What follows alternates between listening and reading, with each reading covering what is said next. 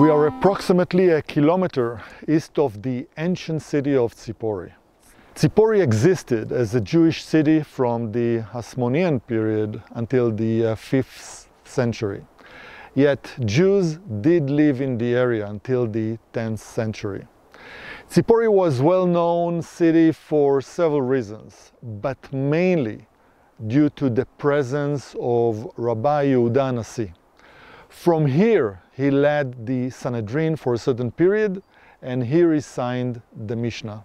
There are a number of videos on different aspects of the city, and there I expand on the day-to-day life in different periods. But in this video, I focus on one topic, and that is the supply of water through the large reservoir and the southern inner aqueduct. I mentioned the terms Sanhedrin and Mishnah. Let me try and explain in very short the two terms. So the Sanhedrin was a type of a Jewish supreme council and court having jurisdiction over religious, civil and criminal issues, and it existed during the Second Temple period until the early 5th century. Mishnah is a written collection of the Jewish oral traditions. So the water supply to Tzipori was done using two aqueducts that started from springs that originated in the villages of Arena and Mashhad. Both are east of Tzipori. It seems that the first to be built was the aqueduct from Mashhad, which was hewn in the rock. This aqueduct is higher, and the plaster was used for it is from the end of the 1st century BCE or the beginning of the 1st century CE. The second aqueduct originated in Arena, and this is actually the main aqueduct, and it is constructed aqueduct unlike Mashhad aqueduct, which was hewn. The Arena aqueduct marks an important stage in finding water source and bring them to Tzipori. It was built sometime between the end of the 1st century and the beginning of the 2nd century. One thing for sure, it was built before the Bar Kochba revolt.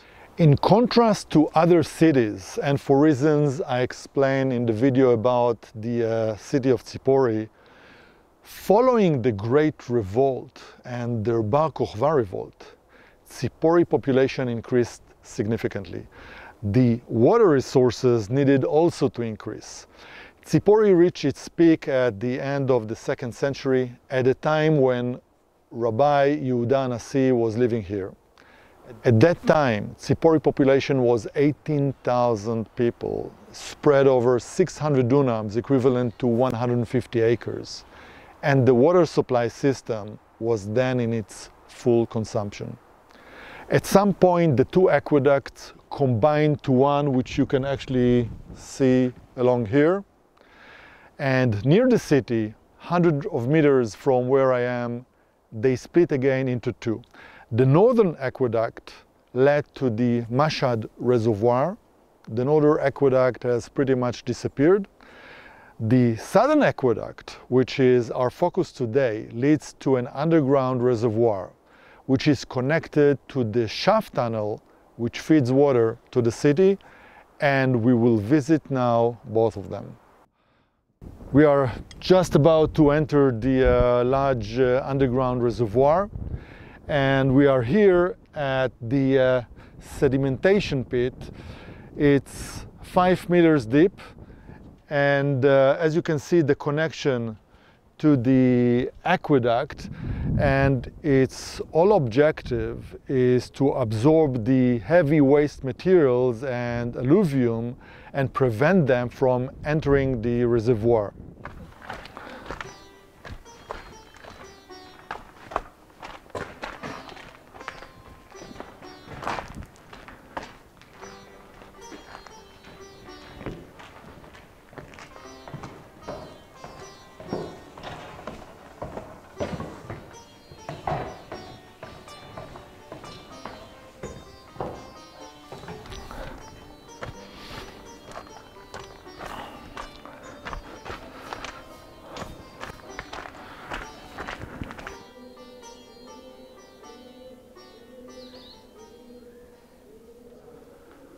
Wow, what an amazing view here.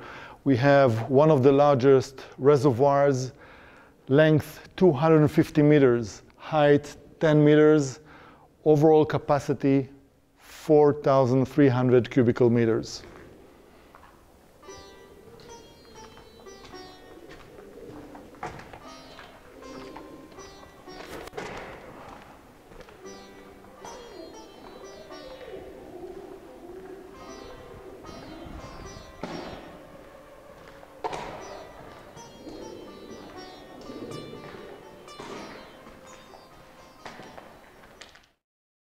(4,300 cubic meters.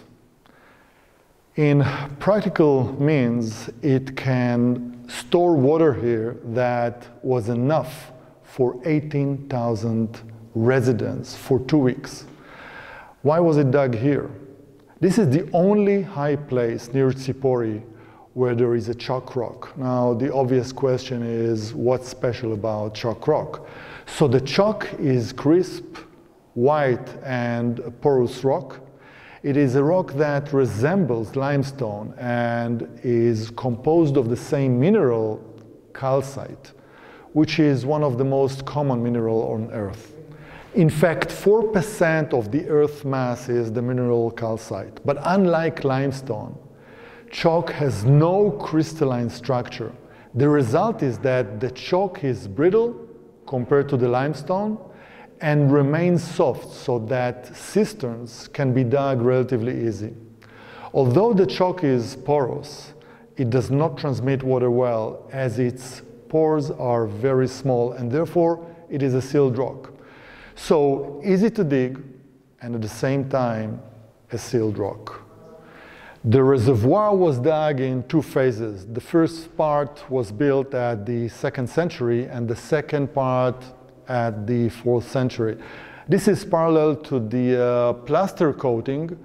The first coating was done at the 2nd century and plaster again in the 4th century, probably following the great earthquake in 363. Now, this earthquake caused heavy damage to the whole region, and as you can see, the arches were built following the earthquake in order to support the old structure. See the pottery as part of the plaster. Those are from the 4th and 5th century, what proves that this reservoir operated during the Byzantine period.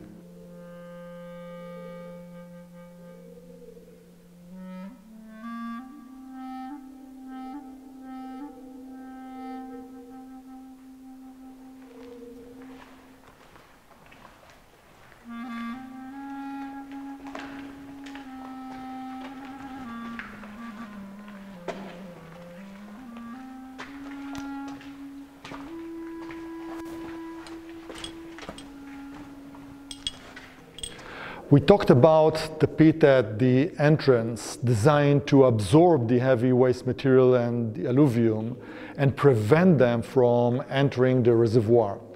Since many potteries vessels from the early Arab period, 7th and 8th centuries, were found on the floor of the pit, that indicates that the aqueducts were then out of use.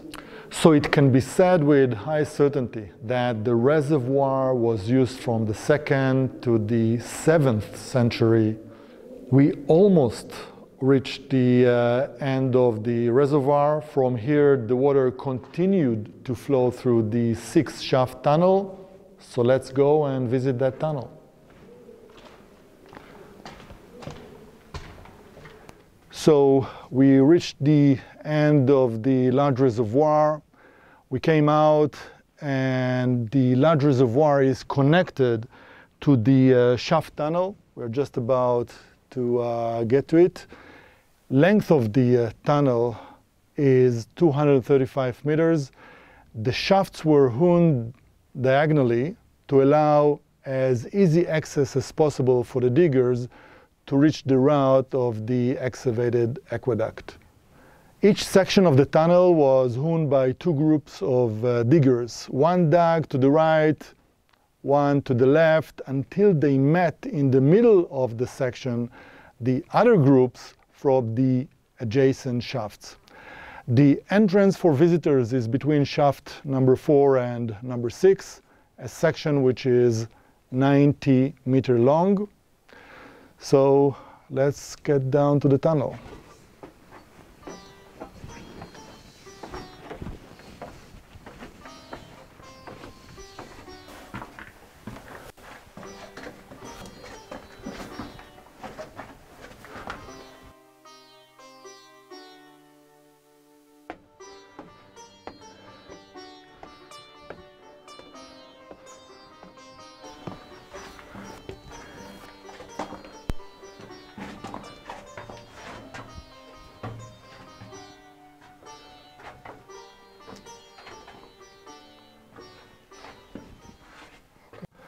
So we are in the shaft tunnels.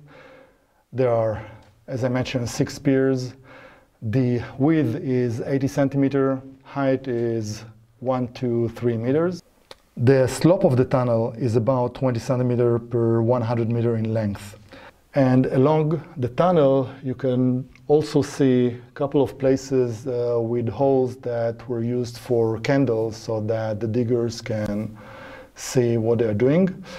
Now, the hewn aqueduct here, the width is 30 centimeters, height is 40 centimeters, and you can see the very nice work the diggers done here. So let's go towards pier number 6 so that we can get out.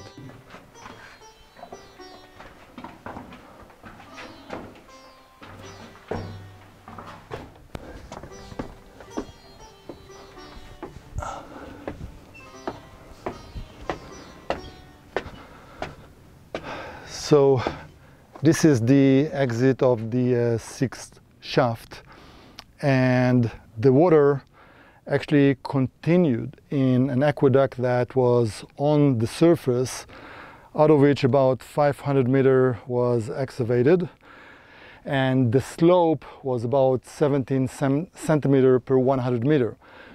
The height of the aqueduct at the entrance to the city is 270 meters above sea level, but it is 30 meters lower than the neighborhoods on the hill of the city at the Acropolis. And actually you can see just opposite me the fort on top of the Acropolis. So at that part of the city, the rainwater was accumulated in cisterns located beneath each house, and we have a dedicated video on that topic. Now, the aqueduct route is marked by blue pillars, and you can see them as the aqueduct made its way to the city. So we reached the end of the video, and as usual, a trivia question. What was another important water source to Tzipori in years of drought, lack of water? And the answer will appear in 5 seconds.